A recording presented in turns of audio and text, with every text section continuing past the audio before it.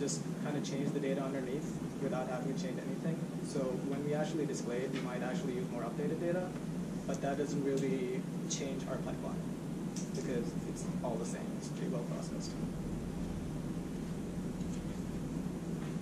In terms of the interactivity of your final deliverable, would you be able, for example, to say add a new supplier and see how that would affect the network, or is it more on the visualization of how different suppliers affect each other?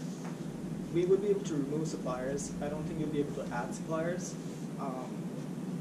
Yeah, you wouldn't really add to the underlying data set unless it was actually real data. So, yeah, going off of what Professor Martinez said, in the future we'll have different scenarios where you can simulate, for example, an earthquake in Southeast Asia and filter out the region Southeast Asia and see what happens to that network. Does it collapse or does it go back to steady state after a certain amount of time? But like Asher said, if we wanted to add data, we need actual real manufacturer supplier data.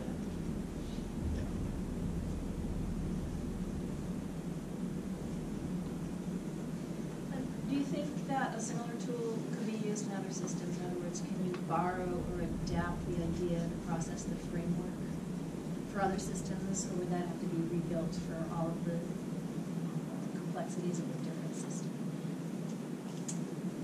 I think so. Like, I mean, what we're making exactly is like kind of more of a prototype, if you want to think about it that way. So it's going to be designed specifically for the data that we have. I mean, but given like some kind of data of like a similar magnitude or similar something that would also be plotted on a map or something like that. Like if it was just a different supply chain, like not auto manufacturers, I don't see why you couldn't. I mean, it wouldn't be as simple as just plopping it in. It would have to be tweaked a lot, but like way down the road, sure. Is something like this being done for other types of systems, like water supply? Yeah. Well, anytime there's a mutualistic relationship between two species, essentially. Yeah, none of the things we have done have been industry specific yet. They've been more focused on the fact that the network is bipartite.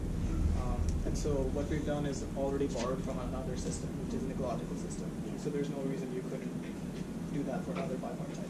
So it'd be nice to bring up in the beginning so that we can get some context for that. Sure. Yeah.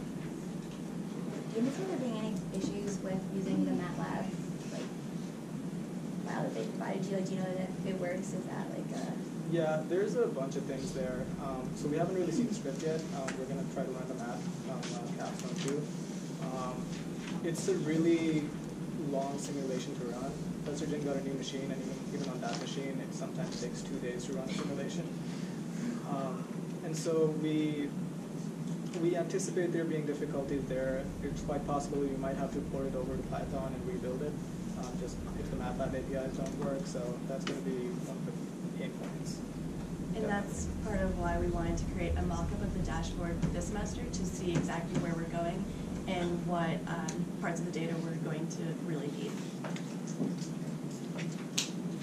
Do you have any way of evaluating how much stress is on the system, like when you input different scenarios, or is it more kind of you just see what happens, or do you have some kind of metric that would say this would to more extent versus another scenario?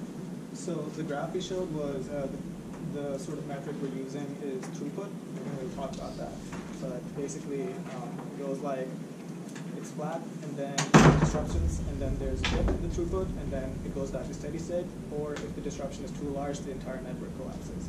So that's what we're sort of measuring as a measure of stress.